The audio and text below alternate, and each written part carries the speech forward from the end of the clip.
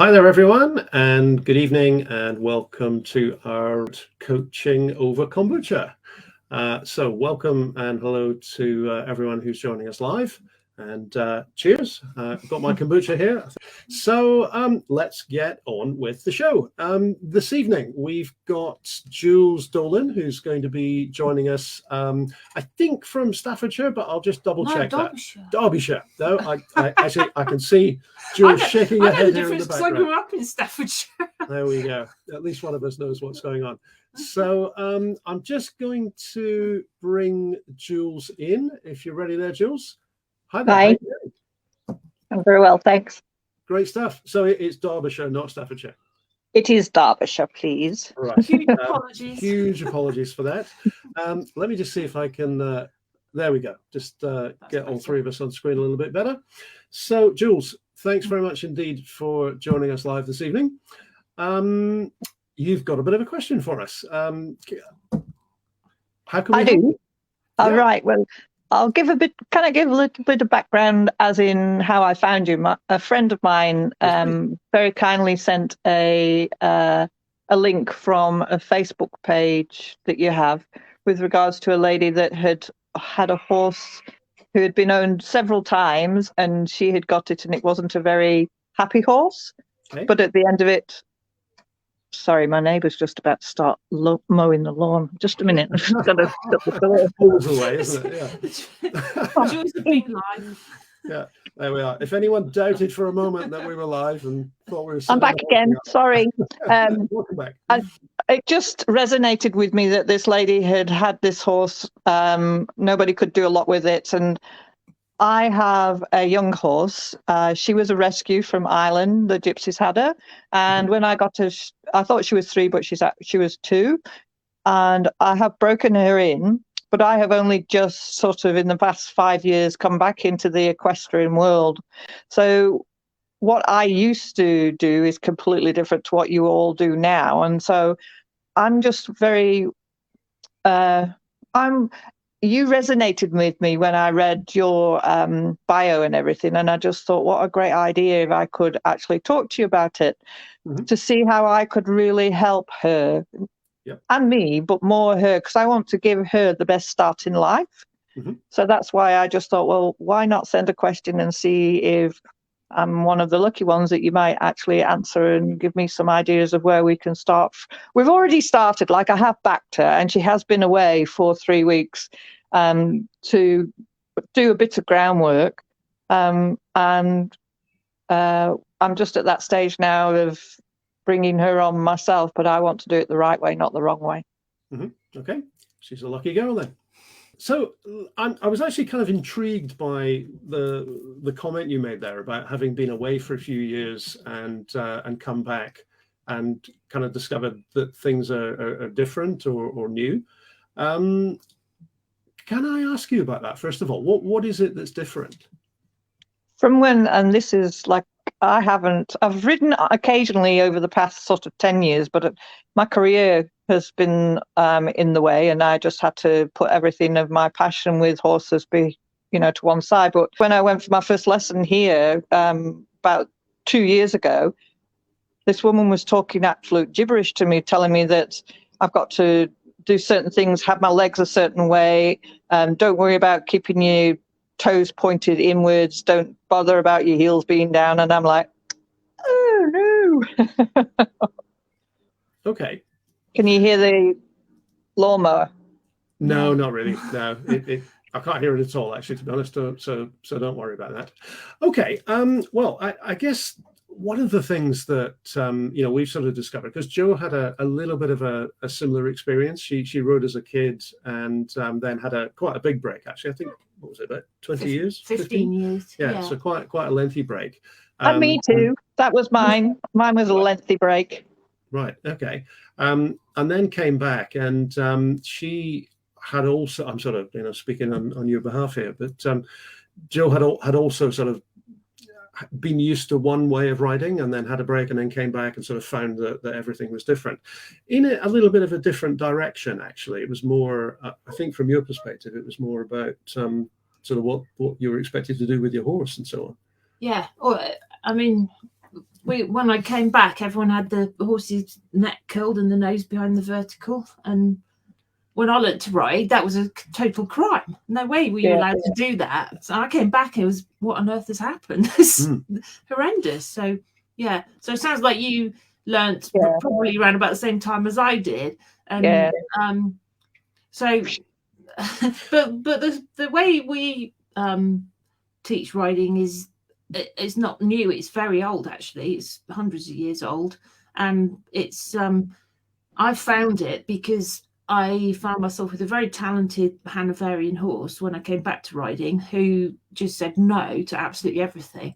And I was being taught this new thing of getting the nose in, and he just said, well, I can't cope with that. And I knew he wasn't happy, and I just had to find another way. So I was lucky enough to find someone who teaches a very, very old French way of riding, and the horses just love it. And so that's where we're coming from. It's really the best way we found from the horse's point of view. And, you know, horse after horse after horse has told us the same thing. They really appreciate it, and, you know, they're happy and willing, and it really does make riding easy for both you and your horse. So that's the way we've gone. Yeah. So I think just to sort of tie these two things together a little bit, Jules, what we find a lot of the time that complicates matters for people riding is mixing up what you might call kind of the end goals with the means of actually getting there. Right. And I think just in terms of you know, how you sit and the heels down and all that sort of business, those are, if you were to look at a very, very good rider, you know, someone who'd been riding for many, many years, spending lots of hours in the saddle every day, you know, one way to develop a really good seat is actually just to sit on a horse a lot, you know, hours and hours and hours every day, because you're inevitably going to let go of the things you need to let go of, and you know, learn to carry yourself and sit in the way that you're going to need, and part of that comes from the process of learning to ride and control the horse. But a lot of the time, trying to put yourself into any sort of specific position, if your body's not yet ready to get there, can actually cause more trouble than it solves. And it may well be that the person that you were having lessons with more recently, you know, saying not to worry so much about the heels down and toes in and so on, you know, I can see they have a point, actually, because being relaxed and being relaxed in the saddle and allowing your joints to move is actually a really important part of the puzzle. And if you can, well, if you spend years and years doing that, as I say, what you'll find is that your body basically ends up looking like a really good rider. But it takes time. You know, there's a bit of a process to get there. And in fact, it's kind of the same for the horse, actually. And that's where the other half of the story links in. What Joe was describing about the more modern obsession with having the horse, you know, with the nose vertical, kind of right from day one. I don't know if... Well, it ends up being behind vertical most of the time, but the intention is vertical, you know, trying to pursue that too early in a horse's development also causes trouble, kind of for the same reasons, actually. And one of the big things I had to learn as a rider, coming back to it, was to let go of all the tension in my body, from particularly keeping your toes turned in. It just kind of locks everything up. And it wasn't so bad when I was a child, because children are kind of bendy, but as a middle-aged woman, total disaster. So so I actually had to let go and even have my toes sticking out a bit, because that way I could follow the horse's movement. So that's the rider's side of the story. But guess we're going to talk more about horse's side of the story. Exactly. I was guessing that from your question, because I know you sent us an email very kindly a couple of days ago, and you had a very deep and meaningful question, which is essentially, where should I start? You know, what should I do? Fabulous question. So what? Just so we got the picture, then, what have you actually done with your horse already? Well, obviously, LuLu has been backed. I can now walk and trot with her, but I don't particularly do any cantering, because, as you have already said, Joe, they also need to learn. And I am actually loving this, because I was very ignorant of the fact that you just think a horse knows what to do, as in to walk, trot, canter, and they don't. It absolutely floored me when I first tried to get LuLu to turn around, even when I had her, because I needed to move the gate, and she didn't know how to turn around. No. So all these things I am just learning bit by bit, and at the moment I go out hacking. I don't want to be, being part of the Olympics in the dressage team, and I don't want anything like that. But I also want to make sure that I give her the best start for her, down the track, because that's why I went for, and I know people would sort of think, well, why would you, if you've not been in the equestrian world for a while, why would you go for a young one? I wanted to start with some horse that didn't really have any baggage. And I wanted to then be able to, over time, be able to invest in her or him to bring them on and give them the best start. So really only at the moment what I have done is just hacking around the area, because I do live in an area that there's lots and lots of places that we go hacking. I go on roads as well, but I only really walk and trot her at the moment. Okay. That's fine. And do you have an arena that you can work in at all, or? I do, but it's very it's a grass. It's just a sort of a self-made arena that my friend has across the road. It's not very big, but it's big enough that I can do things in. Yes, that's fine. Okay, so you got a place where you could do a bit of we use the term schooling. I mean, education is what we're really talking about here, and it can be useful because if you're only hacking, for example, because you've only got narrow tracks to work on, obviously we'd have to think about how to what hints, what tips we could give you in relation to that, but having an area, even if it's a small one, but just having a little area that you can work in, it means that you can work on things like turns and changing direction and circles and things like that. So just useful to know that. Okay, so I'll tell you what we did earlier on today. Joe and I just jotted down our thoughts about what would we do? And in fact, what we have done in the past, we started young horses, we've restarted horses that have come to us, which have either had a bad start in life or kind of no start in life, really. And you made a very good point a moment ago when you said that, horses don't know how to be riding horses. They know how to be horses when they're born. Very shortly after they're born, they know how to do all kinds of things. They can get up, they can run around. They have to, of course, being prey animals by nature, they have to be able to clear off almost instantly. And they know how to manage their own bodies. And in a pretty short period of time, they get pretty good at it. They can walk, trot, canter. They can move both ends independently. In fact, if you watch them closely, they'll do flying changes, canter pirouettes, all sorts of stuff like that in the wild. So it's not just in the wild, but anywhere without a rider on. Indeed, yeah. The domestic wild. Yeah. So it's not that they suddenly forget all that when we get on their backs, but what happens is that when we put our weight on the horse's back, it has a drastic effect on their balance, and that's the thing I think it's easy to underestimate. And just from where we sit, we're sitting about 2/3 of the way forward on the horse's back. And so basically most of our weight is carried on the horse's front legs. And it has a couple of effects. It sort of instantly nails the front of the horse to the ground a little bit more than it would be. But it also affects what the horse has to do in order to do all the things that, he or she was doing right up until the point where we climbed on their backs.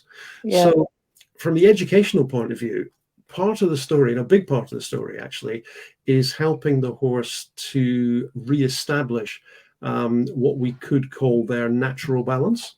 Right. And in fact, when we want them to be really good kind of maneuverable riding horses, then we have to go a little bit beyond that.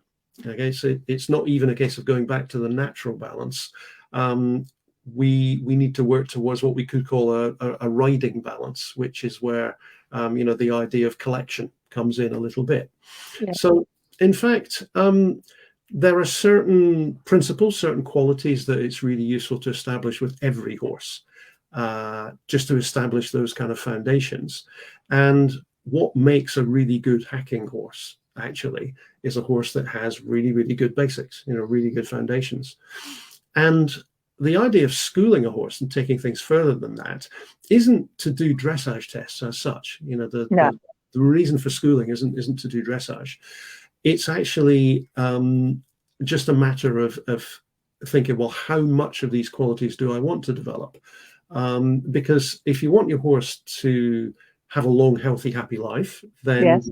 I think you probably know that all horses start off a little bit asymmetrical, in that they tend to lean with their weight more on one shoulder than the other. And then that has consequences all the way through their body. And of course, if we don't do anything about that, then on the one hand, they're going to develop patterns of movement that sort of groove in the asymmetry. And that can make a whole bunch of things difficult. The most obvious thing is going to be whenever you're turning, if the horse is used to leaning on one shoulder, the turns are going to be unequal and uneven from one side to the other. But also when it comes to slowing down and stopping, for example, the fact that we're sitting on the horse's back and causing the balance to be further forward than it would be, that also causes trouble when it comes to brakes. So the sort of the four simple qualities that we thought of earlier were, in very sort of simple terms, we need a horse that will go when we ask for go, a horse that will slow down and stop when we ask for slowing down or stopping, and a horse that will turn left and a horse that will turn right. But of course, we want to be able to do all those things without having to get rough, without having to get physical, without having to pull, etc., etc. And go backwards, actually. And go backwards, yeah. And it sounds really basic and silly, but it's incredible how many horses are hacking out and they don't have those basics there. No, it doesn't sound. I understand totally what you're saying here. Totally. So how is Lulu in those qualities then? When you ride her and you ask her to go, does she go easily? She does. But that's the thing. I know that I have got a very intelligent young lady, and that's another reason why I want to do the best that I can do on her groundwork, because I can get her already to turn left or right just by the pressure and moving my body with my leg. I don't touch the reins, and that's unbelievable to me for a 4-year-old who's had such a bad start in life, who's just already picking up these things just like that. She is really, really, she wants to do things. Mm-hmm. Cool. Okay, so you've got go. Have you got go both on the ground reliably and under saddle?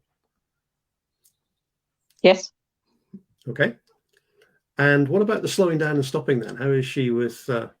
I have learnt only this past sort of couple of weeks about using my body and using my seat and more of my tail to push, and she is receptive to that. So we are getting there with that one.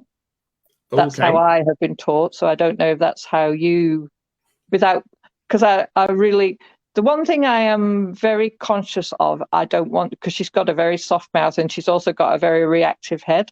Mm-hmm. And I don't want to be that person that's always yanking on her or trying to slow her down with the reins. So I'm really trying to use my body wherever I can. Okay. Well, there's a couple of aspects to that, actually.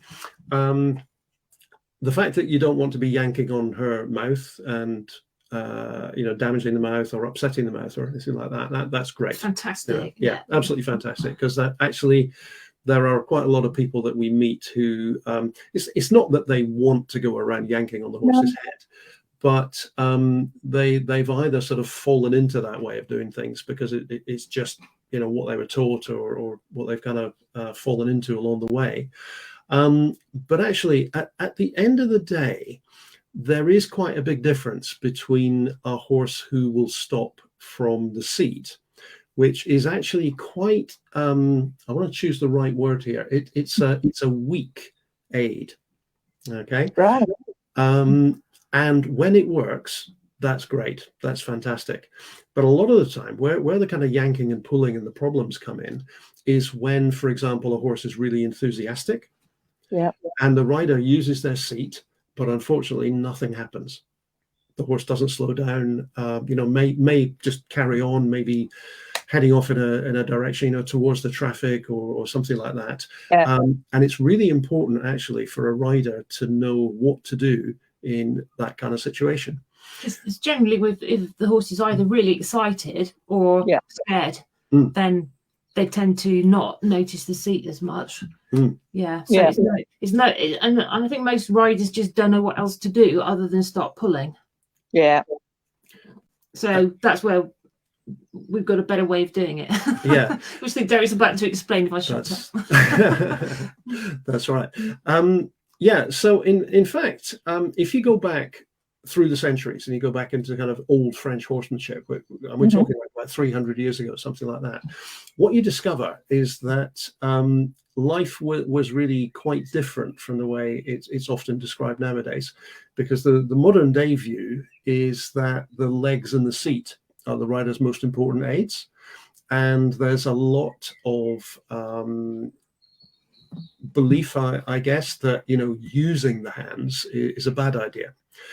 And in fact, if you trace back, if you go back to kind of the days when riding was very, very high quality, because horses were everywhere, there were no cars at all.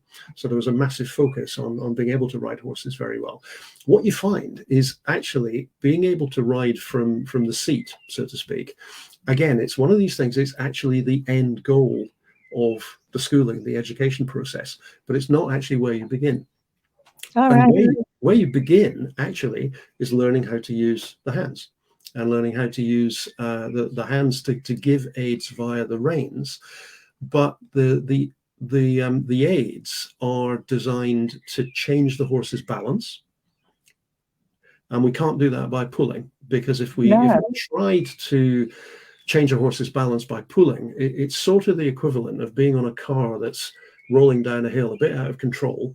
And let's say you're sitting on the top of the car and you've got a rope that goes around the front, across the headlights, starts in one hand, goes around to the other, and you try to stop this car by pulling back, or as it's often described, passively resisting and squeezing with the fingers and all those sorts of things.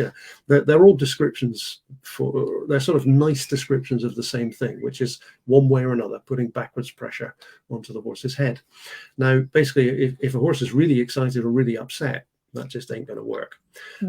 If the horse is very calm, horses are clever, and they've got brains, and they can actually kind of work out that when they feel the reins tighten and they feel pressure on their tongue, if they stop their feet from moving, and assuming that the rider relaxes when they do so, they can kind of work out, my tongue hurts a bit. If I stop my feet moving, the pain goes away.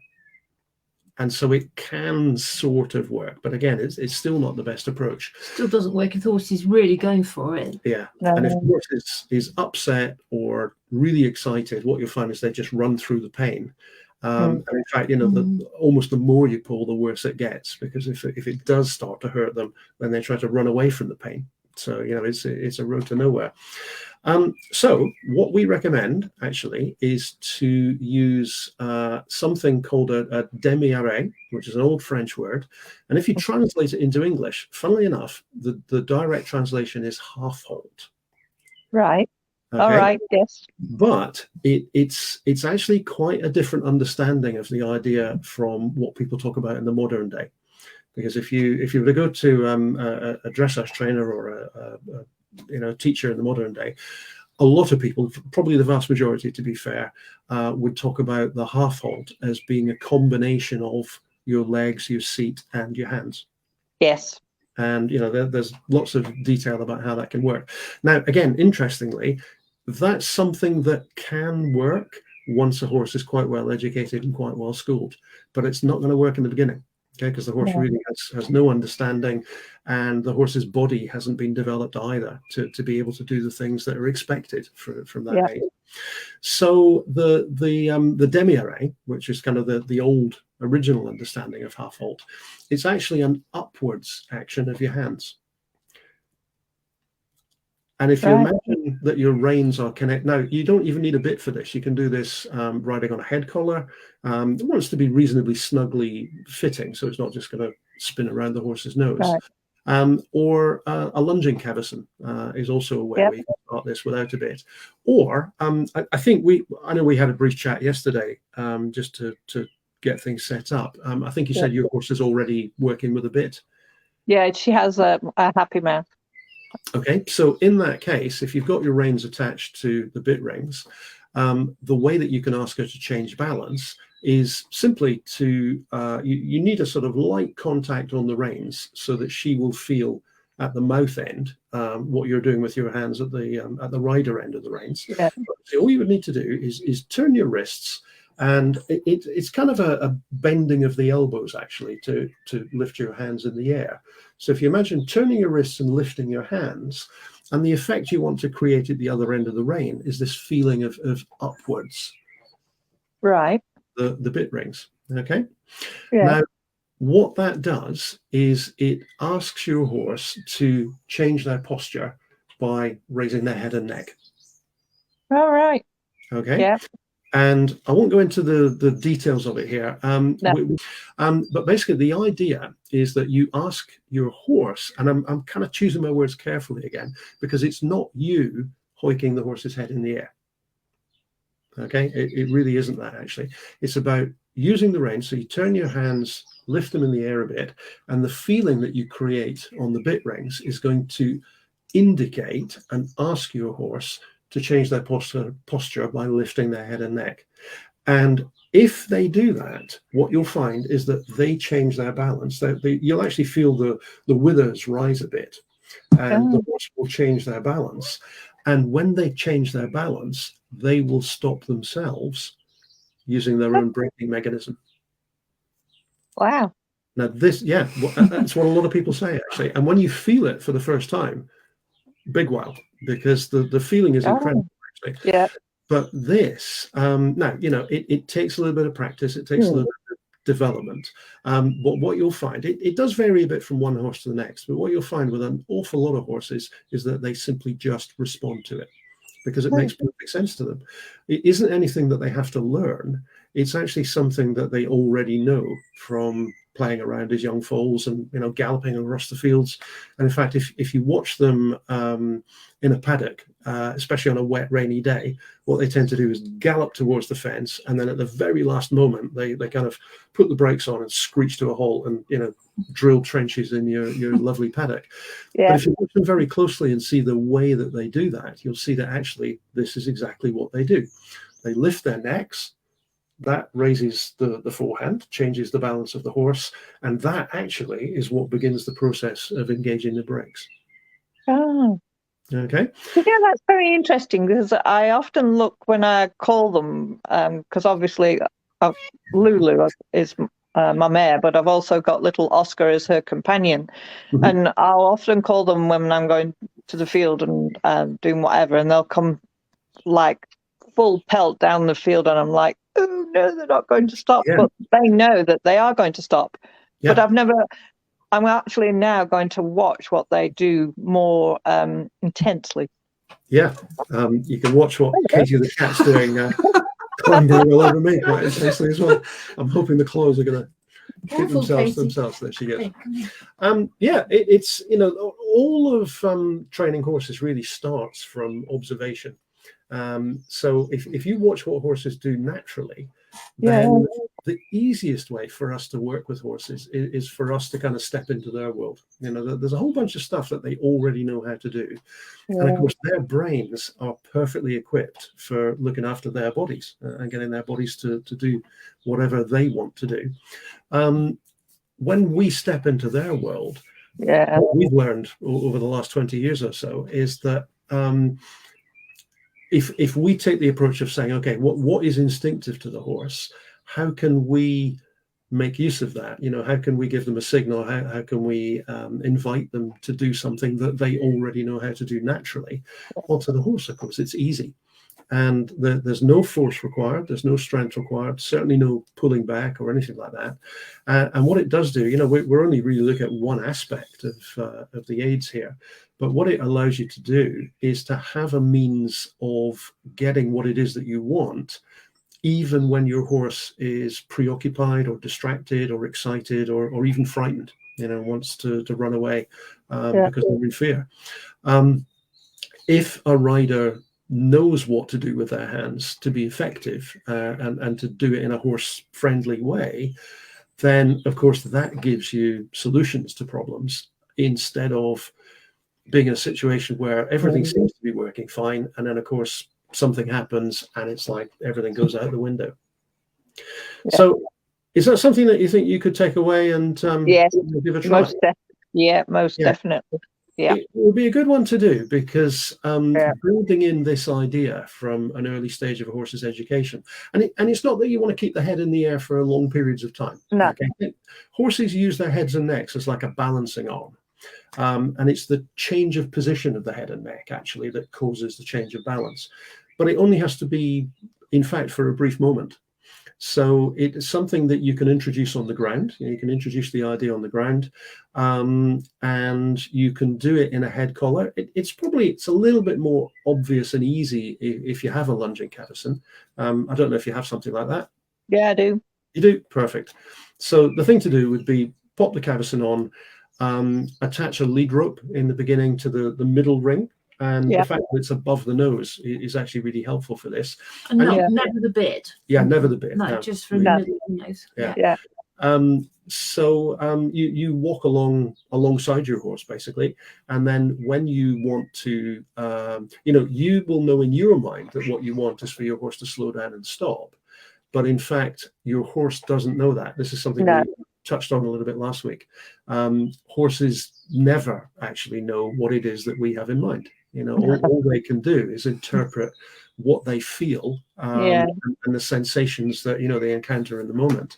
So our job is to give the indication that we'd like our horse to raise the head and neck. So the simplest way of doing that is you just lift your hand in the air, and in the beginning it might have to be a little bit clear and obvious, and there needs to be a connection down the rope. If the rope is very loose and floppy, all bets are off. It's a little bit like when you were a kid, you might have made sort of homemade telephones with a long bit of string and a couple of tin cans. Yep. Yeah. And of course, the string has to be tight enough that the message gets down there. But if it's too tight, you just pull the tin can out of your friend's hand. So that's a kind of an easy way to understand contact in that sense. So there needs to be just enough of a connection. And it's easy on the ground because you can hold the rope maybe 3-4 inches away from the point where it meets the cavesson, the clip, and you lift your hand in the air.